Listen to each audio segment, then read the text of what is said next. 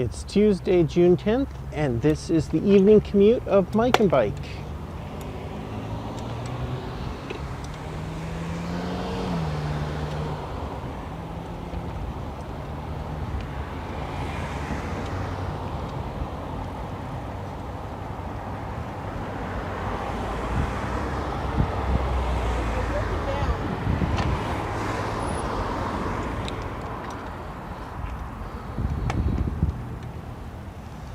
I had problems with my recording with the video recording on Friday on my evening commutes.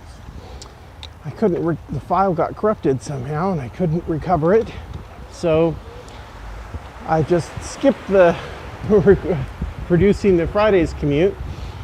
And I took a break yesterday on Monday. So now we're back on track with our episodes.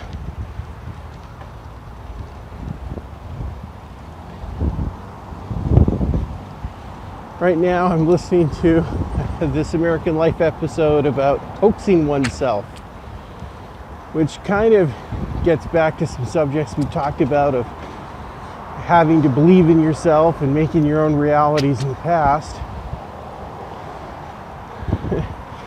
And I can't help but laugh about their first segment, talking with someone who spoke with a British accent for years and kind of got to the point where they believed it themselves, they were British when they weren't.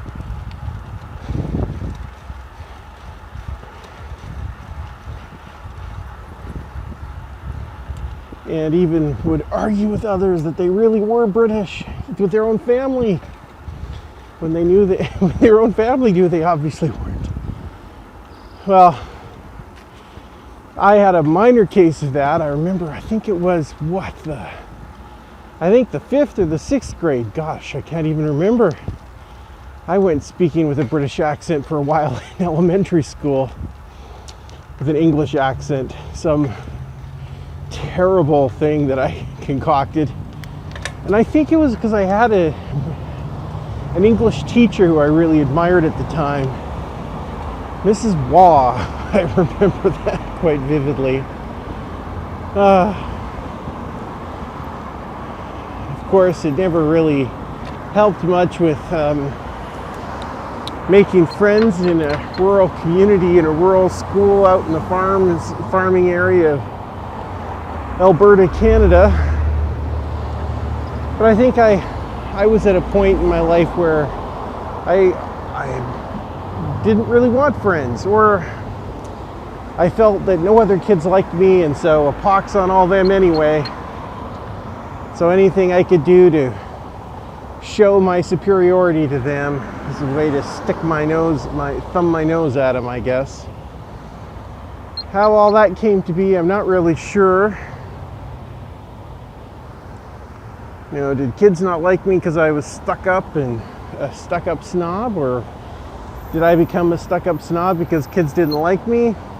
I'm not really sure. I know that I always liked adult company much better than my peers when I was young.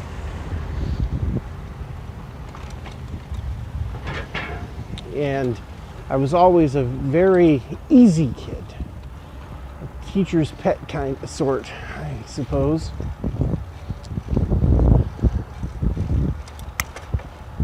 Hello. Hi, how are you? Good.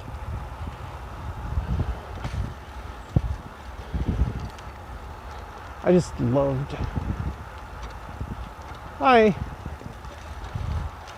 I loved talking with my teachers and with adults about all kinds of things. About politics or whatever. I was really into politics even when I was like 8 or 9. I remember reading Time magazine.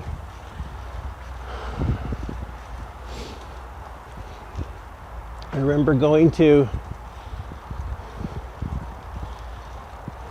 Hello.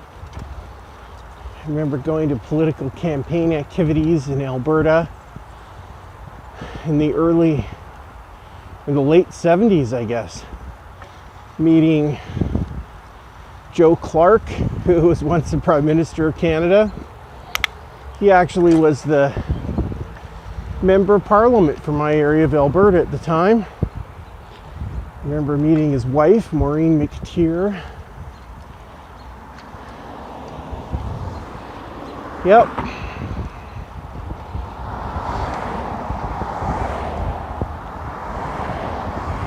And these were all things, you know, when I was just a just a real young tyke in elementary school. I was always found that kind of stuff interesting. World events and reading lots of books. That stuff never really interested any other kids.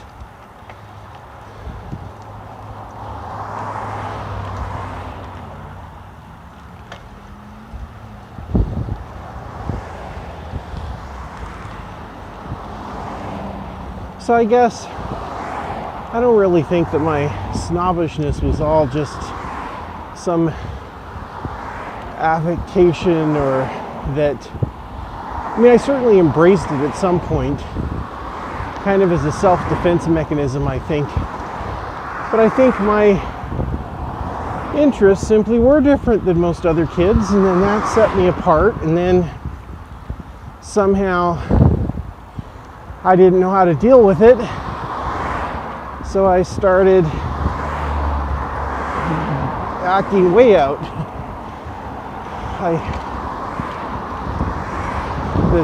The English accent didn't last too long, but then I moved to wearing ties to school all the time.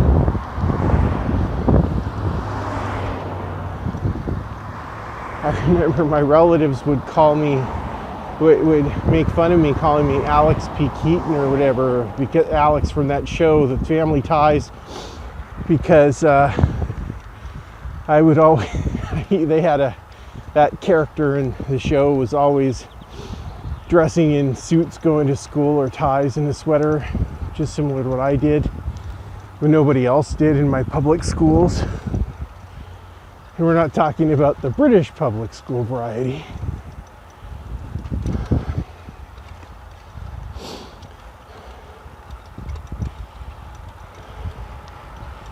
By the time I was in high school, I just didn't care anymore. I was comfortable enough in my own skin of being weird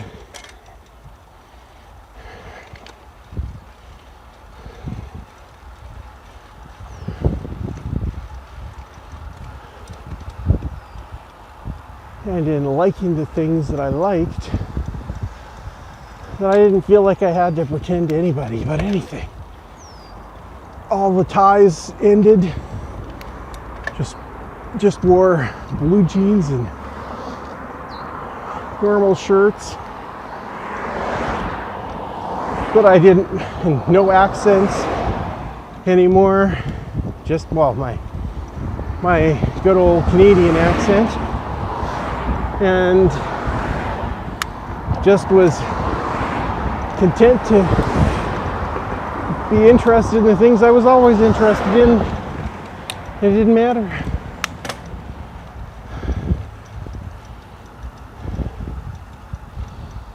Didn't matter what anybody else thought. Yep.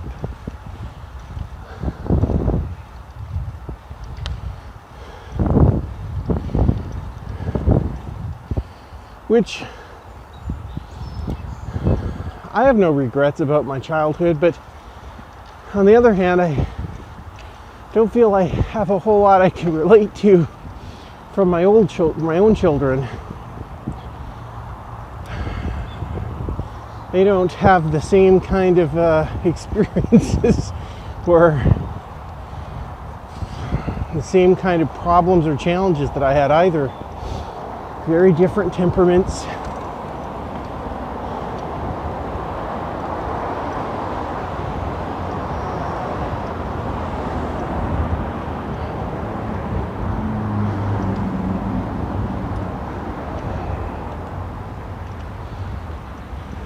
Hello.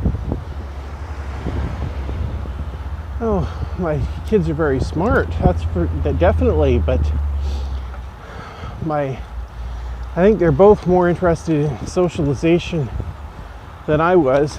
My daughter is quite the socialite.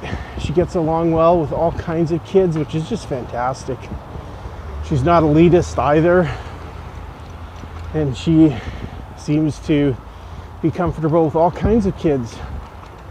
That's quite a talent and skill, something I never had, never felt.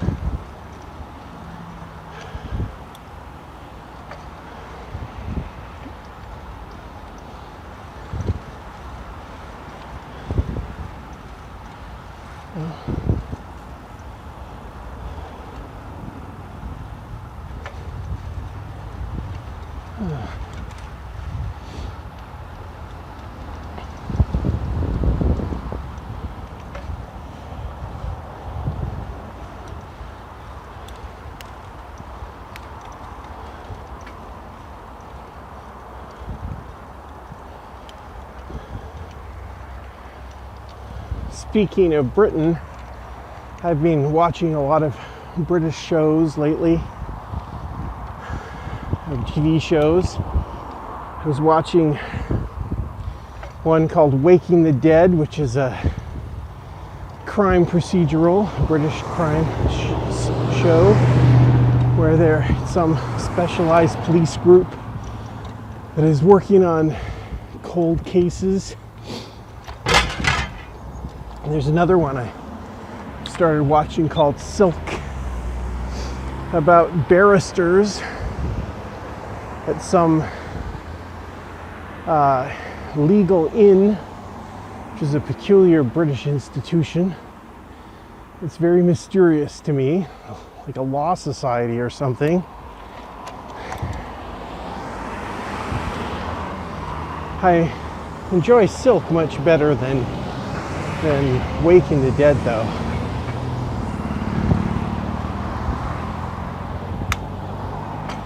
And in general, I like a lot of foreign shows. I just finished watching the first season of Les Revenants, a French show called, a French science fiction TV series called, well, in English it means The Returned. And it's all about people coming back to life in a village, or the people from a village who had passed away who come back to life and return.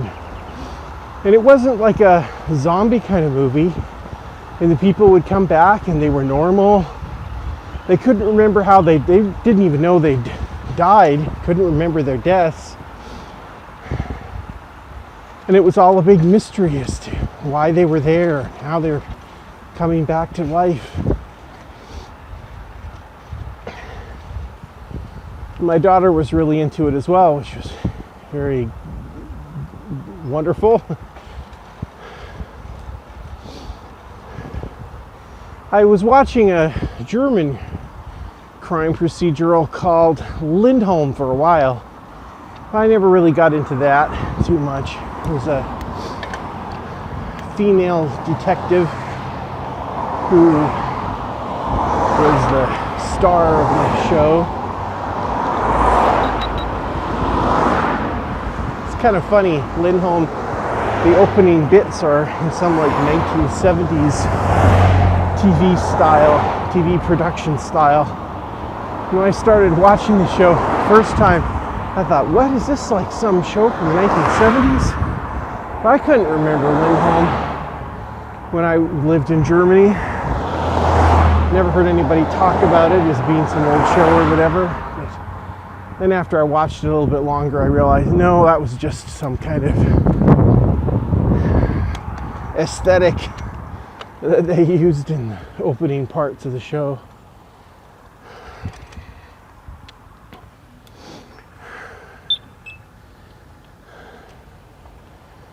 I also even like reading crime or novels from abroad, although usually those are all translated. I'm not so much into reading.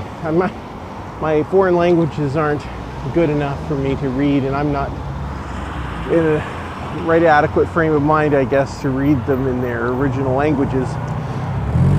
I read a couple Russian crime stories. I can't remember the author of those ones, and a whole bunch of Swedish ones.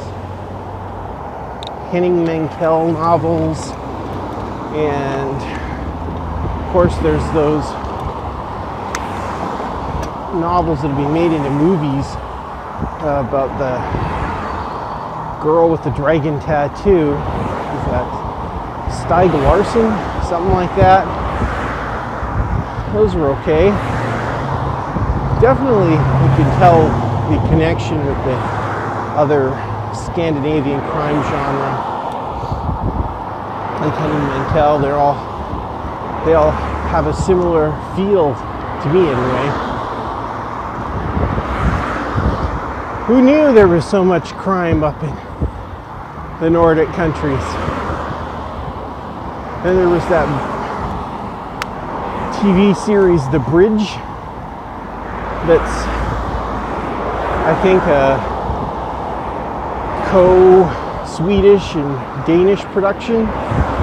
And the focal point is the bridge between Denmark and Sweden. That show's interesting. They have a Swedish detective who has autism, and a Danish detective who ends up partnering with her, who's much more of a social person, and they have to work together solving the murders. I think they made a US version of the show set in Texas about a bridge between San Antonio and Mexico or something, or I think a bridge over the Rio Grande maybe. Can anybody think of original ideas? I guess we just have to borrow from what's being done in other shows. I hear they're even making an English version or American version of the Gravenant as well.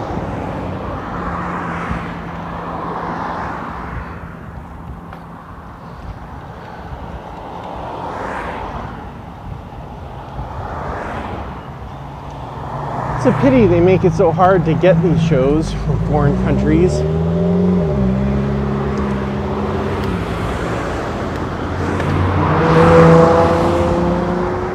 That's why BitTorrent is one of my guilty pleasures. It makes it so easy to get foreign content.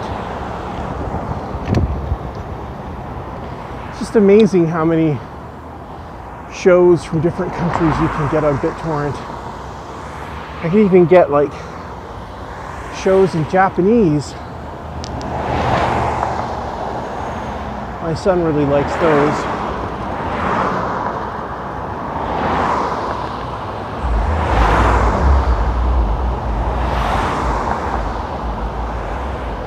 It's very pleasant biking home today. It's a little bit cooler than normal, which I like.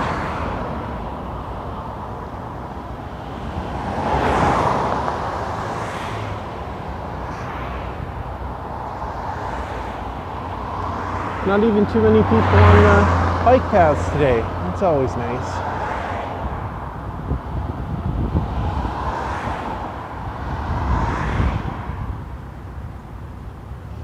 Here we go.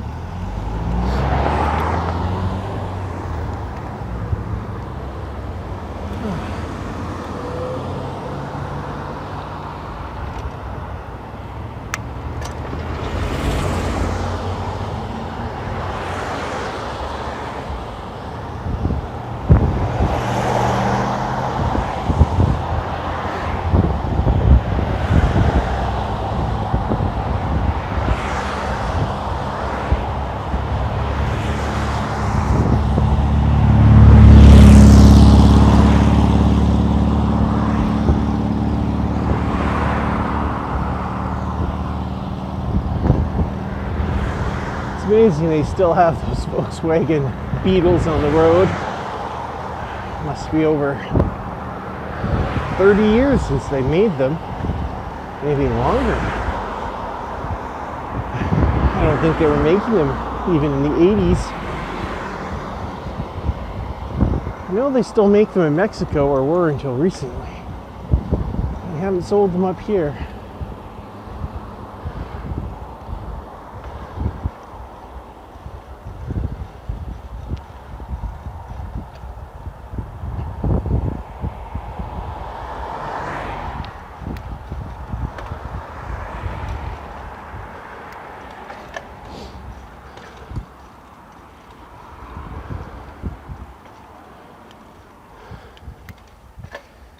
I had a wonderful time last weekend, going on bike rides with my family and my children.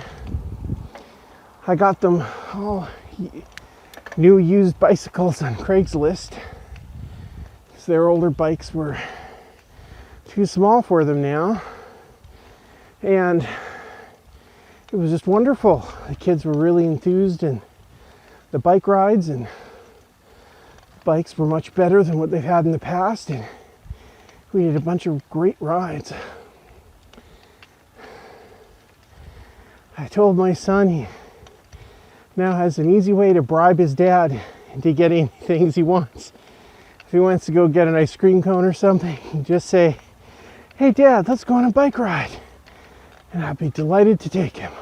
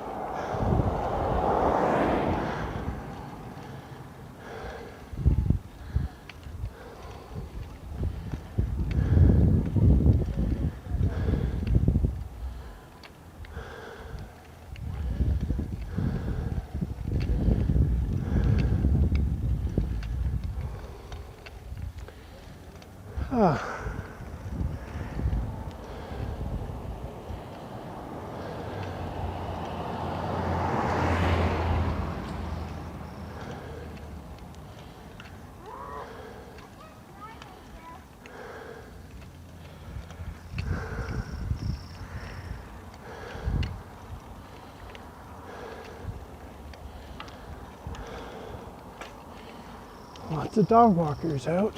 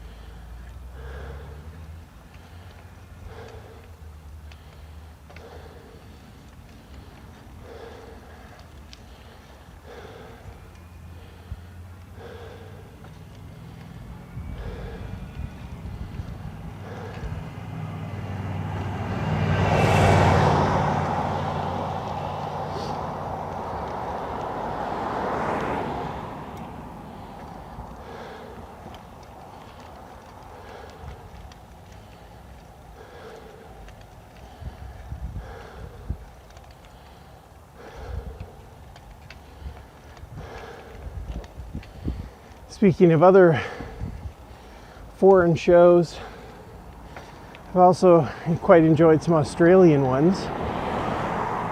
There's an Australian show called Rake that I really quite like, and in that show they highlight an attorney, a defense attorney, I guess barristers is what they would call them there, who is quite a scoundrel in many respects, but they make him a likable guy. And the actor is just marvelous how he pulls it off, being womanizing scoundrel, but yet a guy who helps others and still has a likable heart. And what shows you how remarkable it is, that feat, is the US version that they've now made of the same show, starring Greg Kinnear. And he is taking the role of Rake. And he just comes across as a scoundrel. Nothing redeeming about him. Just a jerk.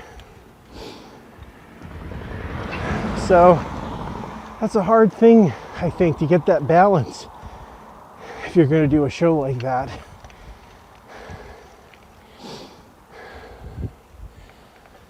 But somehow they pulled it off in Australia. And the actor is quite extraordinary. I wish I could remember his name. I noticed in one episode they had Kate Blanchett making a guest appearance as the actress in a movie about this guy. He had a girlfriend who wrote a book about him, or about her life, but it featured him quite prominently. And then in the part of the show, there was a movie made about the book. And the main character was a woman, though, but just a female version of the lawyer, of the same scoundrel.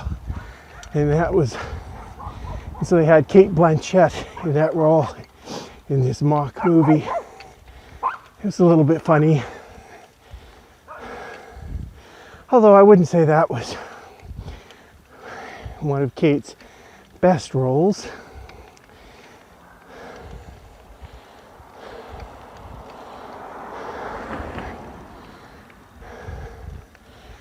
I also watched an Australian series called Underbelly. It was about the series of, or based anyway, on true stories of the mob in Australia. I think there were some books called Leadbelly that they used as the inspiration.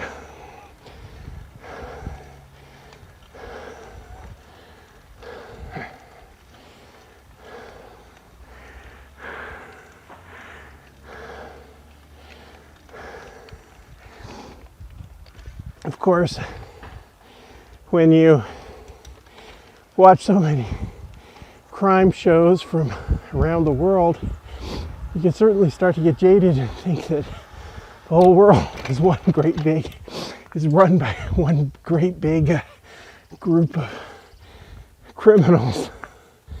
But of course, they make great TV. Well, that's the end of another episode of Mike and Bike. See you all next time.